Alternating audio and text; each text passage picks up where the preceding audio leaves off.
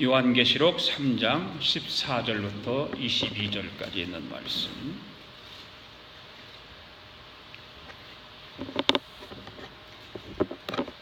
찾으셔서 다 일어나서 함께 우리 이 시간 합독하십니다. 시작. 라오디게아 교회의 사자에게 편지하라. 아멘이시요 충성되고 참된 증인이시요 하나님의 창조의 근본이시니가 이르시되 내가 내 행위를 아노니 네가 차지도 아니하고 뜨겁지도 아니하도다. 네가 차든지 뜨겁든지 하기를 원하노라. 네가 이같이 미지근하여 뜨겁지도 아니하고 차지도 아니하니 내 입에서 너를 토하여 버리리라. 네가 말하기를 나는 부자라 부여하여 부족한 것이 없다 하나 내 공부한 것과 가련한 것과 가난한 것과 눈먼 것과 벌거벗은 것을 알지 못하는도다. 내가 너를 권하노니 내게서 불로 연단한 금을 사서 부요하게 하고 흰옷을 사서 입어 벌거벗은 수치를 보이지 않게 하고 안약을 써서 눈에 발라보게 하라. 무릇 내가 사랑하는 자를 책망하여 징계하노니 그러므로 네가 열심을 내라. 회개하라. 볼지어다 내가 문 밖에 서서 두드리노니 누구든지 내 음성을 듣고 문을 열면 내가 그에게로 들어가 그와 더불어 먹고 그는 나와 더불어 먹으리라. 이기는 그에게는 내가 내 보좌에 함께 앉게 하여 주기를 내가 이기고 아버지 보좌에 함께 앉은 것과 같이 하리라. 귀 있는 자는 성령이 교회들에게 하시는 말씀을 들을지어다. 아멘. 앉으십시오.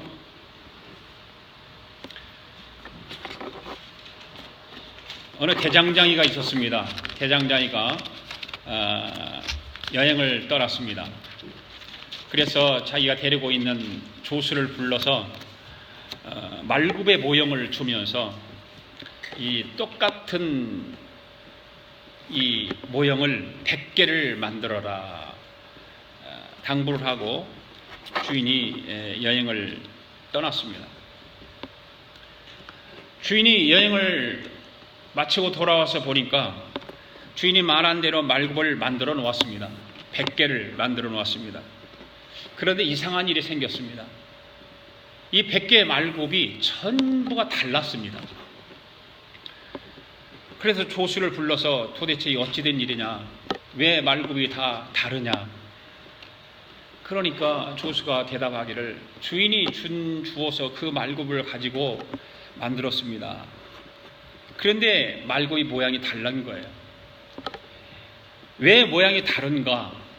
라고 조수하고 이제 주인하고 대화를 하는 가운데에 발견을 하게 됐습니다. 조수는 주인이 준 말굽을 놓고 첫 번째 말굽을 만들었습니다. 두 번째 말굽을 첫 번째 만드는 말굽을 가지고 두 번째 말굽을 만들었고 두 번째 말굽을 가지고 세 번째 말굽을 만들었고 세 번째 말굽을 가지고 네 번째 말굽을 갖고 네 번째 말굽을 가지고 90번째 또 90번째 가지고 그렇게 해서 계속해서 99번째 가지고 100번째를 만들었습니다. 이런 방식으로 만들었으니까 주인이 주었던 처음 말굽과 전혀 다른 말굽을 만들 수밖에 없었던 것이라는 거죠. 처음에 주인이 주었던 말굽을 보고 첫 번째 말굽을 만들고 그것을 가지고 두 번째 말굽을 만들고 첫 번째 주었던 가지고 세 번째, 네 번째, 100번째까지 그렇게 만들었다면 틀리지 않고 똑같을 텐데 그 다음 걸 가지고 그 다음 걸 만들고 그 다음 걸 가지고 그 다음 걸 만들고 계속해서 그랬던 것이죠. 그래서 100개의 말굽이 서로 다른 모양을 하게 되었다는 것입니다. 우리는 소아시아에 세워진 7교회들을 살펴보면서 모든 교회들에 대한 예수님의 평가가 달랐습니다. 소아시아에 세워진 7교회들은 본래 주님께서 원하시는 모습이었을 것입니다. 처음에 시작은 그렇게 했을 것입니다. 그런데 교회의 모습이 달라지기 시작했습니다. 변해가기 시작했습니다. 세월이 흘러가면서 예수님이 교회의 주인이 아니라 교회 지도자들이 바뀌고 사람들이 바뀌다 보니까 세상이 또 변하다 보니까 사람 중심으로 바뀌고 세상 중심으로 교회는 변해갔던 것입니다. 그래서 교회마다 주님께서 나타나신 모습이 다르고 교회들에 대한 예수님의 말씀도 달랐습니다. 오늘 7교회 중 이제 마지막 교회에 대한 여행만 남겨두고 있습니다. 지금까지 6교회 가운데 여러분들은 어느 교회가 가장 마음에 와 닿습니까? 어느 교회가 좋은 교회입니까? 한번 봅시다. 처음 사랑을 잃어버린 파워포인트에 있는데 처음 사랑을 잃어버린 교회 이거 보세요. 넘겨보세요. 쫙 나오죠? 예, 처음 사랑을 잃어버린 교회는 어느 교회입니까? 에베소 교회죠. 예. 물질적으로 가난했지만 영적으로 부유한 교회는 어느 교회였습니까? 서머나 교회죠. 서머나 교회. 예. 발람의 교훈과 니골라 등의 교훈을 쫓았던 교회는 어느 교회입니까? 버가모 교회였습니다. 그 다음에 세상과 타협하고 우상숭배를 얼룩진 교회는 어느 교회였습니까? 두아디라 교회였습니다. 그리고 살았다 이름은 가지고 있지만 죽은 교회는 어느 교회였습니까? 사대 교회죠. 지난주일에 살펴보았던 작은 능력을 가지고 주님을 배반하지 않고 섬겼던 교회는 어느 교회입니까? 빌라델피아 교회. 지난주일까지 교회까지 그렇게 우리가 살펴보았죠. 그리고 하나 더 이제 우리가 오늘 배워야 될 교회가 있습니다. 그런데 여러분, 이 6교회 가운데 여러분들이 마음에 맞는 교회가, 여러분의 가장 마음에 드는 교회가 어느 교회냐 이거예요. 제가 생각할 때는 여러분들에게 기억이 남고 마음에 받는 교회는 물질적으로 가난했지만 영적으로 부유한 교회였을 거라고 생각을 합니다. 그게 어느 교회입니까? 그게 서머나 교회입니다. 그래서 서머나 교회에게 주님께서 말씀하시죠. 내가 죽도록 충성하라. 그리하면 내가 생명의 면류관을 내게 주리라고 하는 그 약속의 말씀을 주세요. 그리고 지난주에 배웠던 작은 능력을 가지고도 주님을 배반하지 않고 잘 섬겼던 교회가 빌라델피아 교회였어요. 이 빌라델피아 교회도 예수님께서 약속의 말씀을 주세요. 내 앞에 열린 문을 두었다. 내 앞에 열린 문을 두겠다라고 하는 약속의 말씀을 주세요. 이 6교회 중에 2교회만 책망 듣지 않고 칭찬만 들었던 교회지요. 자, 여러분 창세기 6장에 가서 보면 뭐가 나오죠? 창세기 6장 아시는 분? 예, 노아의 홍수에 대해서 이야기가 나오죠.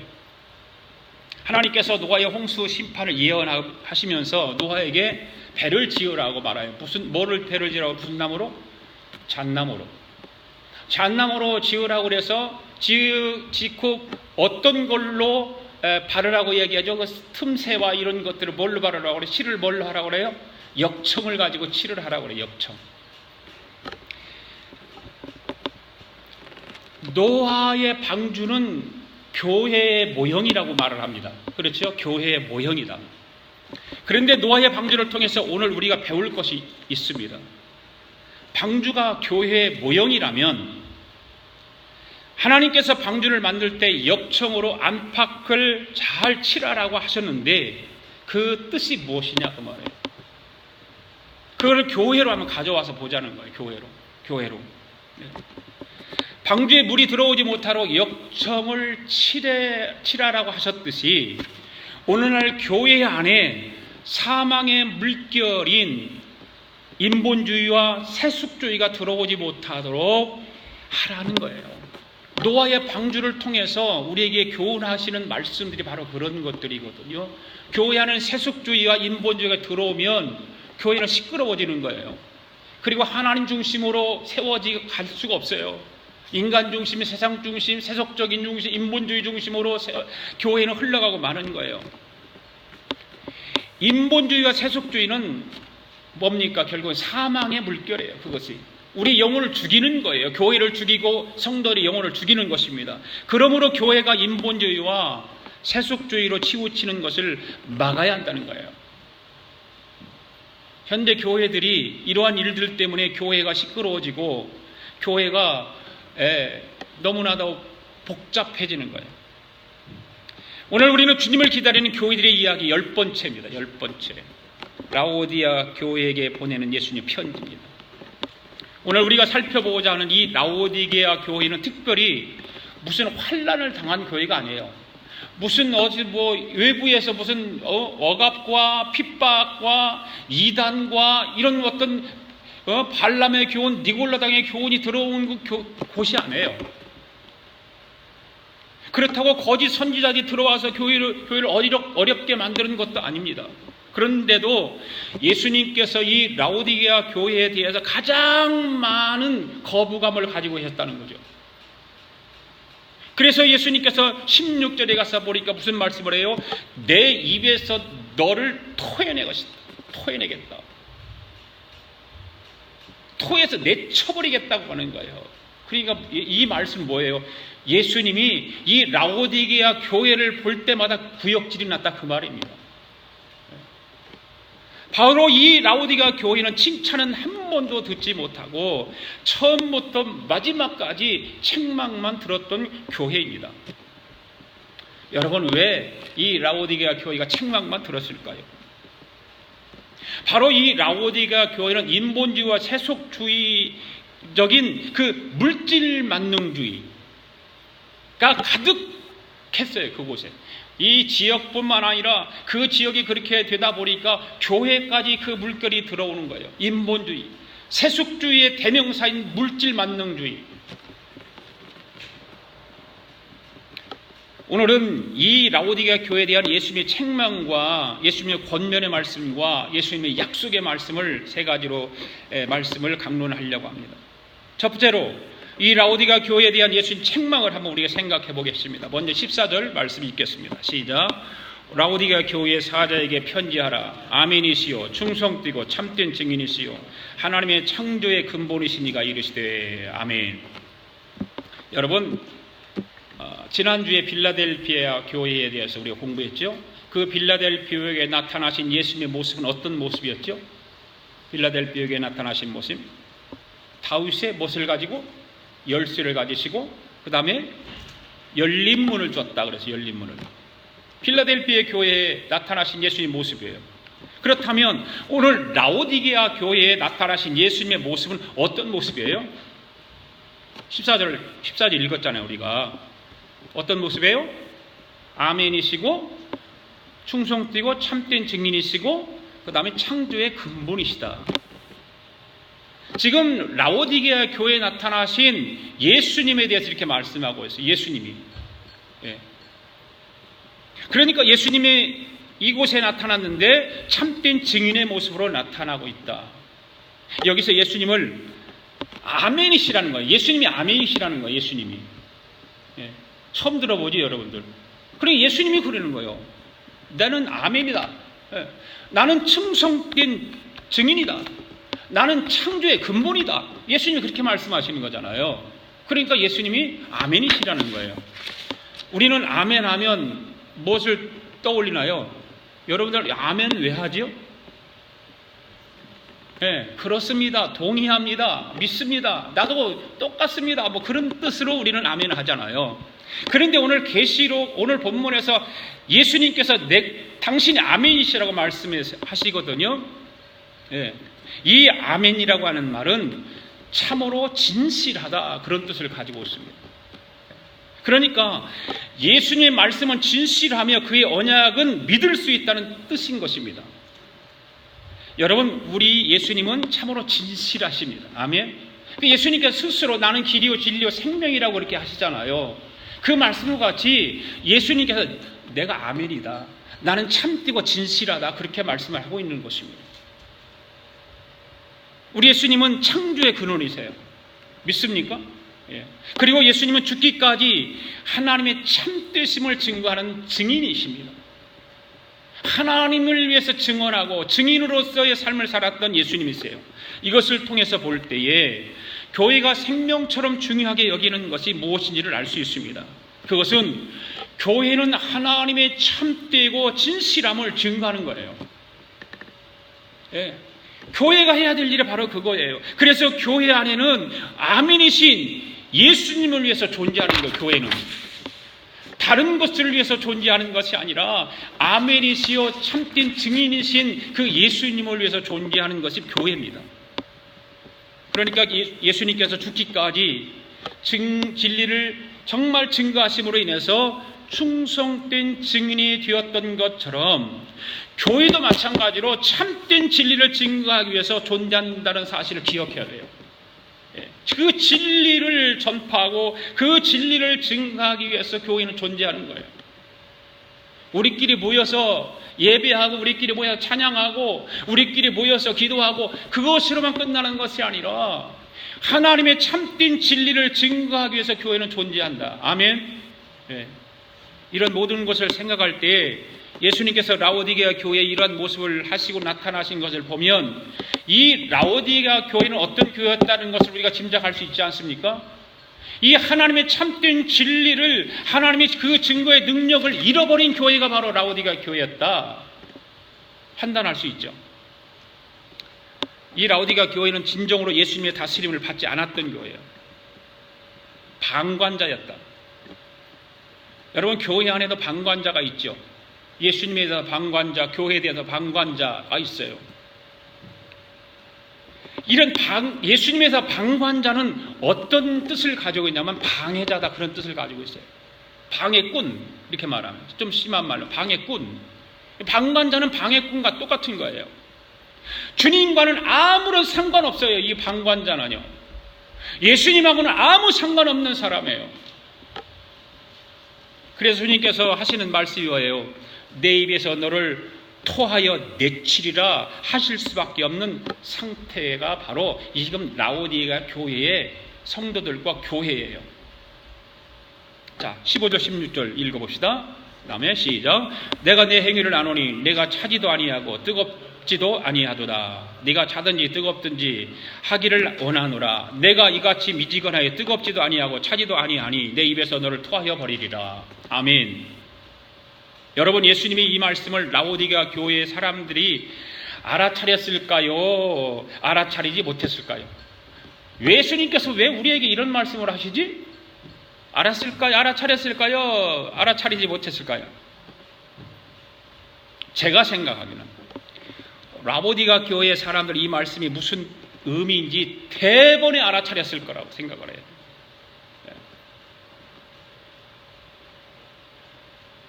왜냐하면 라오디게아 사람들은 차지도 않고 뜨겁지도 않은 미지근한 물 때문에 고생이 이만저만이 아니었기 때문에. 왜 예수님께서 이 말씀을 하셨을까? 왜 차지도 아니하고 뜨겁지도 아니하다라고 얘기했을까? 네가 차든지 뜨겁든지 하기를 원한다고 왜 말씀하셨을까? 라오디게아 지역은요, 양털 통해서 양모를 이제 산업이 발달한 곳이 라오디게아 교회예요. 특히 그 아주 빛이 나는 그 검정 색깔, 그 검은 양모가 많이 나서 그것이 굉장히 값이 많이 나간답니다. 그래서 그거를 해서 가공을 해가지고 돈을 많이 버는 도시가 바로 이 라오디게아 도시예요. 그래 부유하다 그래요. 부유하다.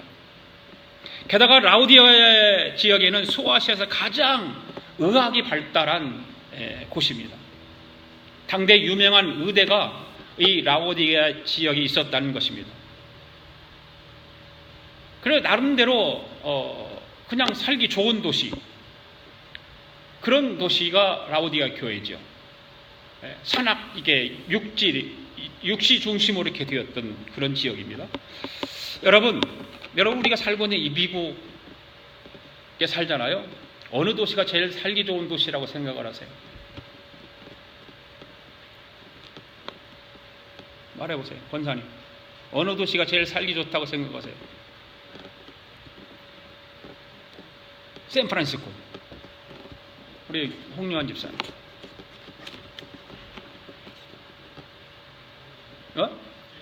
샌프란. 김선희 집사님. 예? 모르겠어요? 여기는 아닌 것 같다. 그럼 어딘 것 같아요? 모르겠어요? 홍기현 집사님. 하와이. 자, 잘 들어보세요.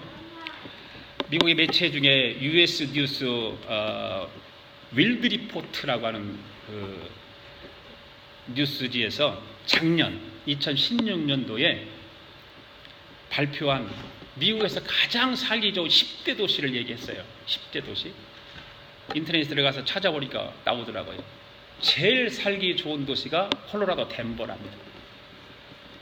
콜로라도 덴버. 깜짝 놀랐어요, 저도 이걸 보고. 콜로라도 덴버가 그렇게 살기 좋은가? 이 콜로라도 덴버를 꼽은 이유는 뭐냐면 거기에 로키 산맥이 있잖아요. 그 로키 산맥의 풍부한 자연 환경, 그것이 굉장히 좋은 영향을 주었던 거예요.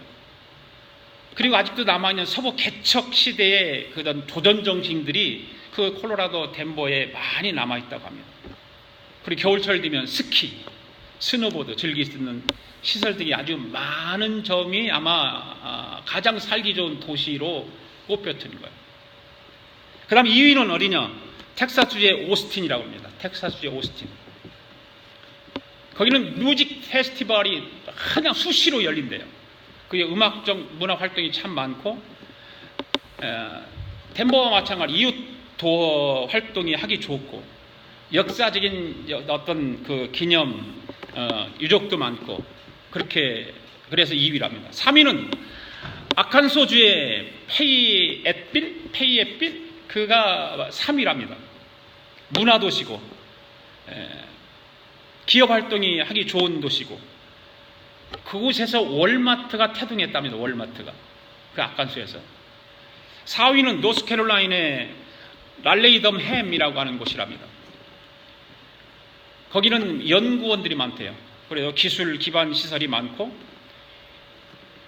인종적인 어떤 구성도 많고, 교육 수준이 높고, 아주 젊고 유대감이 좋은 사람들이 많이 살고 있대요. 5위는 콜로라도 지역에 있는 스프링스. 이것도 덴버와 마찬가지로 레크레이션 활동하기가 좋은 곳이라고 합니다. 덴버보다 훨씬 생활비가 저렴하게 들기도 하고. 그 다음에 6위는 북서부 아이다호 오이시라고 하는 곳입니다. 거기 강이 많고 협곡이 많고 사막, 호수 등이 풍부한 곳이기 때문에 레크레이션 활동이 천국이랍니다. 천국. 그래서 거기가 아이다호가 그렇게 좋답니다. 7위는 워싱턴주 시애틀. 7위에 비슷한 위도의 뉴욕이나 보스턴에 비해서 비가 좀 적게 오기 때문에 좋다고 하고요. 8위는 미국 정치 1번지인 수도인 워싱턴 DC가 8위고요. 여러분들은 샌프란시스코가 1위라고 그랬는데 9위입니다. 9위. 소수자들의 개방적인 도시가 샌프란시스코 9위. 그 산호세는 몇일까? 10위에 10위. 구글과 애플 등이 소재해 있는 실리콘밸리를 품고 있는, 우리가 살고 있는 이 산호세가 바로 10위입니다. 그리고 10대 도시 가운데 이 산호세 실리콘밸리가 들어가 있고 샌프란시스코가 9위에 들어가 있어요. 저는 이게 언뜻 생각할 때 우리가 살고 있는 이 산호세가 제일 좋은 줄로 생각했었거든요. 그랬더니 10위더라고요. 이 라오디게아는 부유한 도시고 의학이 발달한 도시였지만 그곳에 물이 없어서 참 고생을 많이 했다고 그래요. 그래서 물을 인근 지역에서 끌어와야 하는데 두 곳에서 끌어온 거예요. 한 곳에는 뜨거운 물, 한 곳에는 차가운 물. 차가운 물은 골로새 지역에서 끌어와야 되고, 그 다음에 차가운 물은 어디서 끌어왔냐면 히에라폴리스라고 하는 곳에서 그 온천물을 끌어와서 뜨거운 물을 썼대요. 그 당시에는. 그런데 문제는 뭐냐면 이 골로새 지역에서 제가 정말 이스라엘 갔을 때 그 헬몬산을 보았거든요. 밑에까지 가보지 않았지만 멀리서 봤는데 헬몬산에 여름에 갔는데도 눈이 있어요. 헬몬산에. 그 헬몬산에서 어마어마한 차가운 물이 내려오거든요. 그거 마찬가지로 이 라오디게아 교회도 지역에도 이 골로새 지역에서 그렇게 차가운 물이 골로새 지역에 이제 수로를 통해서 만들었겠죠. 그리고 히에라폴리스 거기에서 온천 뜨거운 물로 그것도 수로를 통해서 왔을 거고. 그런데 이 라오디게아 지역에 오면 이 물들이 차가운 게 아니라 미지근한 거예요. 그렇게 온천물이 펄펄 끓는 온천물이 이 라오디게아 지역에 도착하면 미지근한 거예요. 그래서 예수님께서 이 라오디게아 교회에 향해서 미지근하다, 차갑든지 뜨겁든지 하라, 그 말씀을 하신 거거든요. 여러분, 물은 뜨거울 때 뜨거워야 하고 차가울 때 차가워야 하잖아요. 예. 차가울 때 뜨겁다든가 뜨거울 때 차갑다든가 그러므로 쓸모가 없다 그 말이에요. 그러니까 이 라오디게아 교회 사람들이 이 미지근한 물을 쓸 수가 없는 거예요. 예. 자기들은 차가운 물을 원해서 했는데 미지근하고 뜨거운 물을 원하는데 미지근하고. 그러니까 예수님께서 라오디게아 교회를 향해서 책망하신 이유가 뭐냐면 그 당시 라오디게아 교회는 더 이상 주님의 말씀에 쓰임 받을 수 없는 교인들로 꽉 차 있는 거예요. 예. 쓰임을 받을 수 없는 미지근한 교인들로 꽉 차 있는 것입니다. 여러분, 신앙의 미지근한 상태를 무엇을 의미한다고 생각하세요? 오늘 예수님께서 라오디게아 교회 성도들에게 그 미지근한 교인들을 책망하는 것을 보면서 왜 미지근한 상태가 무엇일까? 자, 뭐 어렵게 이거를 해석할 필요는 없다고 생각하는데요. 19절에 가서 보면 이 신앙의 미지근한 상태는 뭘 얘기하냐면 열심을 내지 않는 신앙이라고 그렇게 말을 하고 있거든요. 19절에 가서 보세요. 여러분 19절에 가서 보면 그렇게 우리는 이해를 해요. 그러니까 그 말은 무슨 말입니까? 신앙생활에 적극성이 없는 신앙생활을 한다 그 말이에요. 적당히 미지근하게. 예. 교회 다닙니다. 교인입니다. 그러나 열심을 내지 않습니다. 적당주의에 빠져 있습니다. 그 근원이 어디에서 있을까? 왜 그 적당주의에 빠져 있을까? 왜 열심을 내지 않을까? 그건 자기 자만 때문에 그러나 자만심. 거짓된 자기 만족. 잘 들으세요. 스스로 잘못된 판단을 하는 것. 자기 영적인 상태를 스스로 자기가 판단해요. 그래서 예수님께서 미지근하면 뭐라고 말해요? 토에 내칠 것이다. 그 말은 우리가 좀 쉽게 말하면 엉터리 신앙생활 하지 말아라 그 말입니다. 오늘 우리 아가페 교회는 영적인 자만과 거짓된 자기 만족 때문에 스스로 잘못 판단하여 우리 예수님으로부터 책망 듣지 않는 교회가 되기를 바랍니다. 두 번째 라오디게아 교회에 대한 예수님의 권면의 말씀을 한번 우리가 살펴봅시다. 17절 18절 읽겠습니다. 시작. 네가 말하기를 나는 부자라 부요하여 부족한 것이 없다 하나 내 곤고한 것과 가련한 것과 가난한 것과 눈먼 것과 벌거벗은 것을 알지 못하는도다. 내가 너를 권하노니 내게서 불로 연단한 금을 사서 부유하게 하고 흰옷을 사서 입어 벌거벗은 수치를 보이지 않게 하고 안약을 사서 눈에 발라보게 하라. 아멘. 이 말씀에서 라오디게아 교회를 보면서 스스로 생각하기를 나는 부유하여 부족한 것이 없다라고 한 거예요. 누가요? 라오디게아 교회. 거짓말하는 거 아니에요. 실질적으로 부유했어요. 그들은 아쉬운 것이 없어요.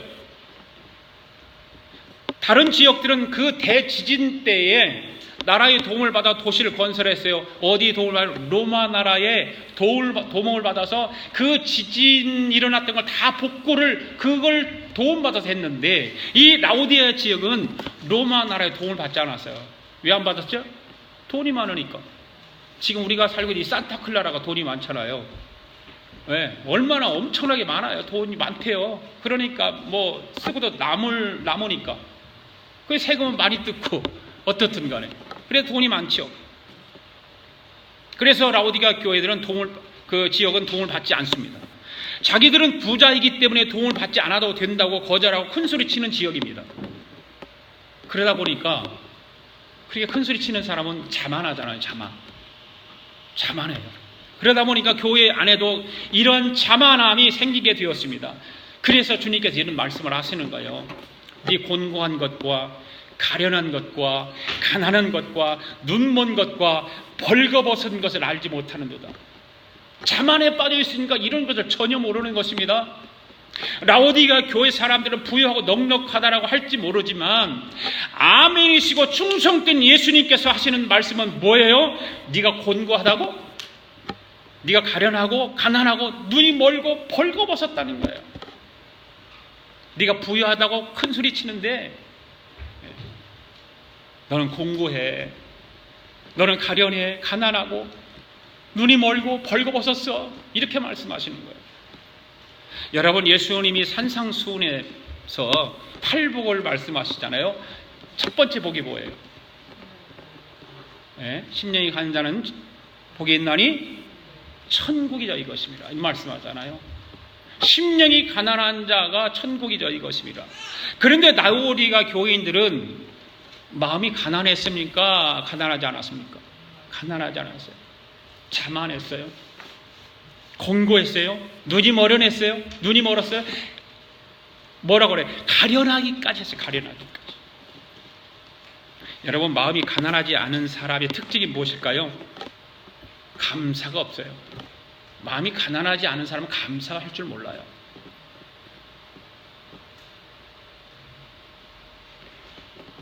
(365일을) 신앙생활하고 교회를 다녀도 감사할 줄 모르는 사람들이 얼마나 많은지 몰라요. 감사할 것이 분명히 있음에도 불구하고 감사하지 몰라요. 왜 그럴까요? 자만하기 때문에 그런 거예요. 눈물도 없어요. 적극성도 없어요. 영적으로 자만하기 때문에. 여러분, 영적인 자만은 무서운 죄라는 걸 아세요? 네. 영적으로 자만한 것은 무서운 죄예요. 영적 자만이 왜 무서운 죄일까? 왜 그럴까요? 영적 자만은요, 믿지 않는 세상 사람들의 죄가 아니잖아요. 바로 우리들의 죄예요. 교회에 다니는 사람, 예수 믿는 사람들이 빠지기 쉬운 죄가 바로 영적 자만이거든요.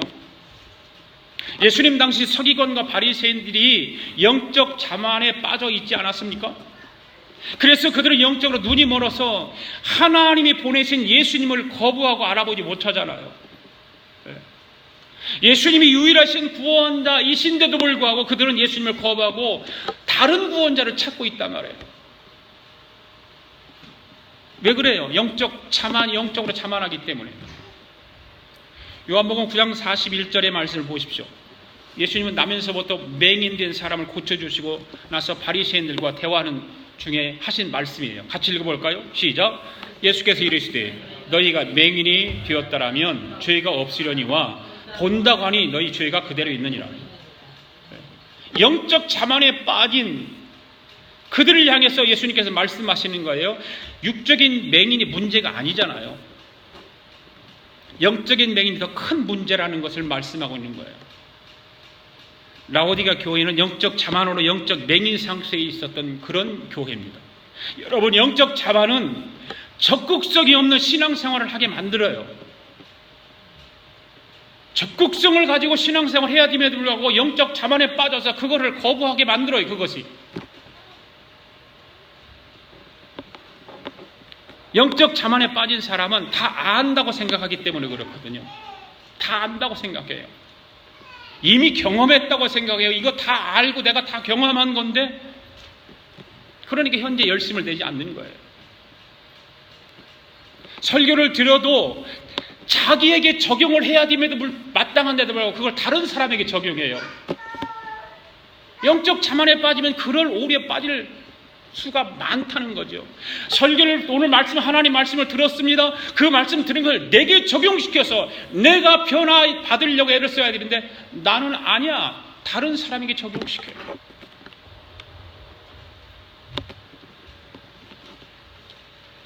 현재 주님과 동행하며 누리는 생생한 것은 없어요. 그리고 옛날에 경험했던 것만 자꾸 생각해요.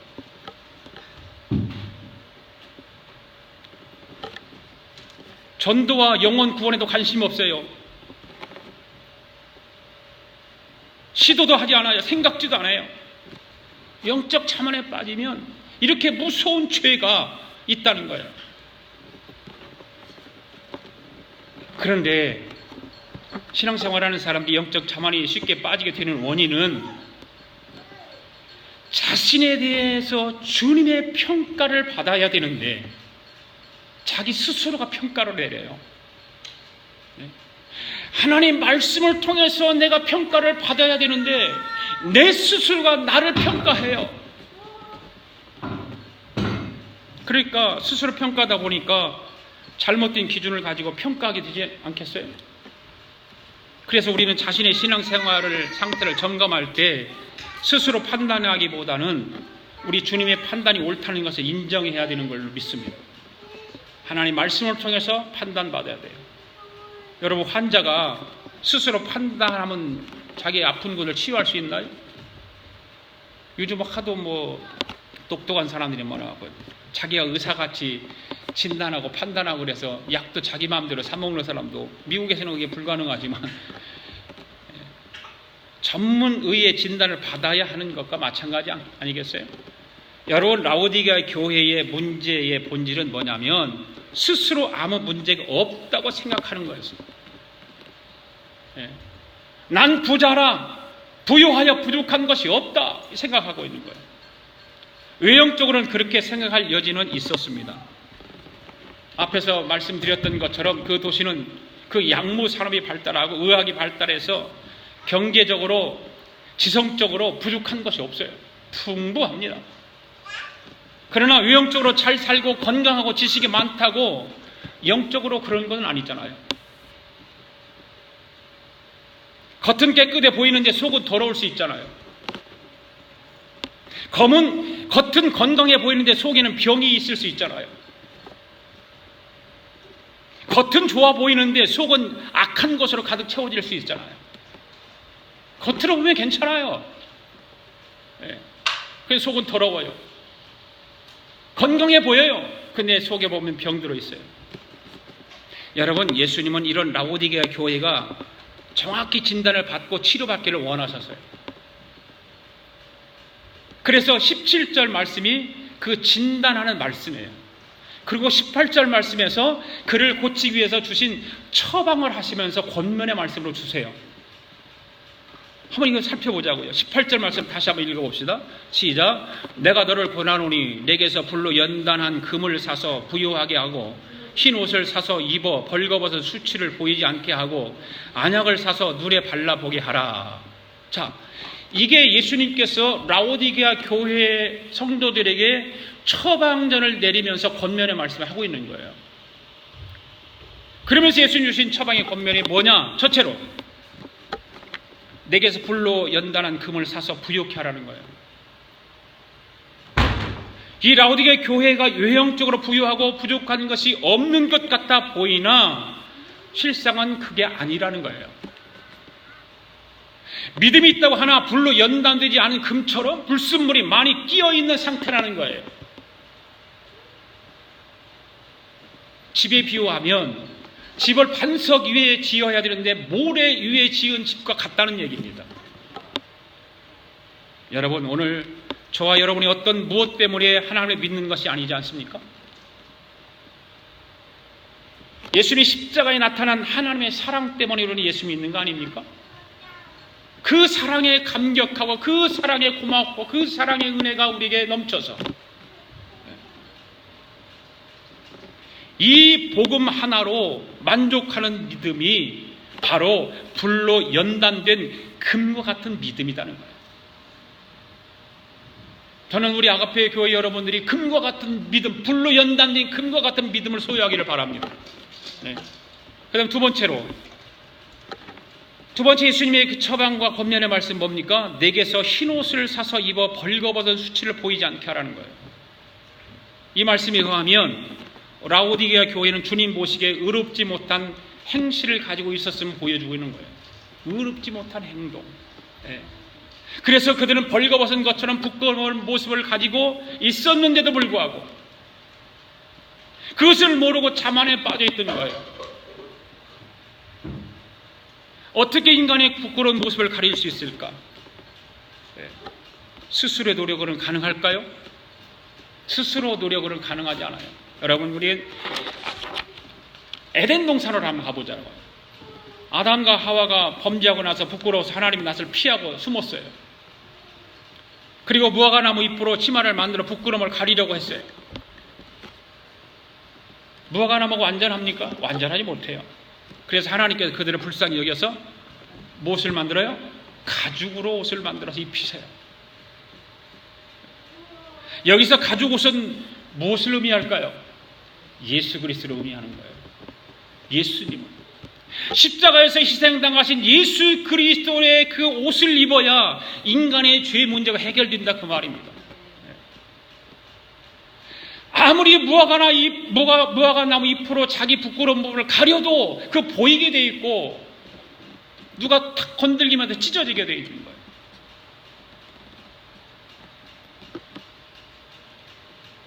예수님만이 인간의 죄로 인한 수치와 부끄러움을 덮을 수 있는 바로 흰 옷을 입혀주신다는 뜻이 바로 그거예요.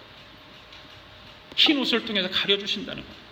주의 그 보혈의 피를 통해서 우리를 깨끗하게 씻어주실 수 있다, 그 말씀을 하고 있는 거예요. 그런데 어리석게도 이 라오디게아 교회는 그 의의 옷을 입혀주시는 예수님을 의지하지 않고 영적 자만에 빠져 있는 거예요. 스스로 의롭게 되려고 하지만 실패할 수밖에 없는 거예요. 그래서 예수님으로도 책망듣는 거예요. 그런데 예수님은 그들에게 권면하세요. 내가 너희에게 흰 옷을 입혀주겠다. 그들의 부끄러움을 가리려면 주님께서 다시 와서 보혈을 의지하는 길밖에 없는 거예요. 그렇지 않습니까, 여러분?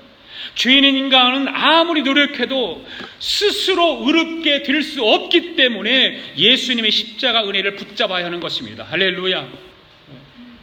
죄로 얼룩진 인간의 부끄러움을 덮을 수 있는 흰 옷을 입혀주실 때 우리는 의롭게 되는 줄로 믿습니다. 그 다음에 세 번째는 뭐예요? 예수님께서 라오디게아 교회에 주시는 권면의 말씀이 내게 안약을 사서 눈에 발라보게 하라는 거예요. 안약을 사서. 당신이 거기 의학이 발달했다고 그랬잖아요. 이 안약을 만드는 공장이 거기에 있어요. 거기서 다 만들어서 수출하고 그랬다는 거죠. 그 예수님 비유로 말씀하시는 거예요. 지금요. 그 안약 공장의 비유에 따르는 거예요. 너희는 눈이 아프면 안약을 사서 바르지 않냐? 그런 뜻이죠. 그래서 라오디게아 사람들은 눈병이 나도 걱정이 없었죠. 그런데 라오디게아 교인들은 그렇게 눈병이 나서 안약을 발라서 눈은 건강하고 밝을지 모르지만 영적인 눈에는 심한 병이 나서 볼 수 없는 처지에 있다라고 하는 것을 말씀하고 있는 것입니다. 이 영적 눈병은 일반적인 안약을 발라서 치워질 수가 없습니다. 오직 영의 눈을 뜨게 하실 수 있는 분은 예수님이십니다. 할렐루야. 예수님은 세상의 빛이라고 그랬어요. 예수님은 길이요 진리라고 그랬어요. 라오디게아 교회에 주신 예수님의 말씀은 오늘 우리들에게 주시는 말씀과 동일한 줄로 믿습니다. 우리가 영적인 자만에 빠져서 예수 그리스도와 상관없는 신앙생활을 하고 있지는 않은지 오늘 우리의 자신들을 살펴보아야 할 줄 압니다. 여러분, 라오디게아 교회의 근본적인 문제는 예수님과 인격적인 교제를 상실한 채로 그저 종교 생활하고 있다는 데 있어요. 종교 생활, 신앙 생활이 아니에요. 예수님을 그 교회의 주인으로 모시지 않고 자기들 마음대로 했어요. 그런데 19절 말씀에 보면 예수님의 진정한 속마음을 알 수가 있잖아요. 예수님을 거기에 라오디게아 교인들을 책망했어요. 권면에 말씀하시면서 또 여러 가지 지적을 했어요. 그런데 19절 말씀에 보십시오. 시작. 무릇 내가 사랑하는 자를 책망하여 징계하노니 그러므로 네가 열심을 내라 회개하라. 이 말씀하시죠. 이 말씀 무슨 말일까요? 이 말씀은 바로 주님께서 라오디게아 교회에도 사랑하신다 그 말입니다. 책망하고 가시지만 사랑한다. 그러니까 책망은 두 가지가 있죠. 그냥 정말 잘못해서 책망하는 것이 있고 미워서 책망하는 것이 있고, 책망은 대부분 우리가 자녀들을 책망하는 것은 미워서 그렇게 책망하는 거 아니잖아요. 사랑하기 때문에 책망하는 거. 예수님이 똑같이 지금 라오디게아 교회에게 말해요. 무릇 내가 사랑하는 자를 책망하여 징계하노니 그러잖아요. 예수님 라오디게아 교회를 사랑했다 그 말이에요. 라오디게아 교회 성도들을 사랑했다 그 말이에요. 결국 이 말씀에서 한 가지 놀라운 그 분명한 사실을 발견하는 것은 뭡니까? 하나님의 자녀가 책망받고 징계받는 것은 하나님이 그를 사랑하시기 때문이라는 사실입니다. 할렐루야. 그만큼 하나님의 관심과 기대가 그에게 있기 때문이라는 것입니다. 여러분이 주님으로부터 책망을 받는다고 서운하게 생각하지 마시기 바랍니다. 주님은 여러분을 사랑하십니다. 책망은 여러분을 사랑하기 때문에 주는 것입니다. 마지막 세 번째 라오디게아 교회에 약속하신 예수님의 약속의 말씀을 봅시다. 20절 시작. 볼지어다 내가 문 밖에 서서 두드리노니 누구든지 내 음성을 듣고 문을 열면 내가 그에게로 들어가 그와 더불어 먹고 그는 나와 더불어 먹으리라. 아멘. 이 말씀을 여러분들 어디서 많이 보나요? 네? 어디요? 사진 액자, 또 사형리, 그죠? 전도할 때 이 말 많이 쓰지 않아요? 근데 잘 보시면 그 말이 그게 맞냐 말이에요. 맞지 않아요. 어떠니 그 사람들은 많이 그렇게 얘기하는 사람이 있어요. 예수님을 구주로 영접하는 것을 설명하는 말씀으로 이해하기 쉽게 문맥상 그렇다고 생각하라고 얘기하는데 그렇지 않단 말이죠. 이 말씀은 세상 종말이 가까이 왔고 그리스도의 재림이 가까웠다는 경고로 이해되어져야 맞는 말이거든요. 그게 누구에게 하는 말이에요? 바로 예수 믿는 사람들이 하는 얘기예요. 현재 지금 신앙생활하고 있고 예수님과 관계 속에 있는 사람들에게 지금 말씀하고 있는 거예요. 이 말씀은 뭡니까? 그러니까 교회 다니고 예수 믿는 사람들은 언제든지 주님이 문드리는 소리를 들을 수 있어야 된다 그 말입니다. 들을 준비가 되어 있어야 된다 말입니다. 영적인 자만에 빠져 있는 사람들, 연약해 있는 사람들, 항상 주님께서는 지금도 우리의 마음을 두들기고 계시다는 거죠. 그러면서 주님 뭐라고 그래요? 문을 열어라. 너와 나와 같이 먹고 즐기자. 이 말이에요. 너와 나하고 지금 교제하자는 거예요. 네.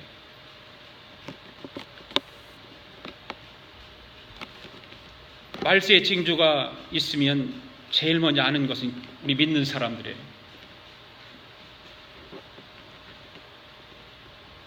그래서 문 앞에 이르렀다는 것을 알게 돼요.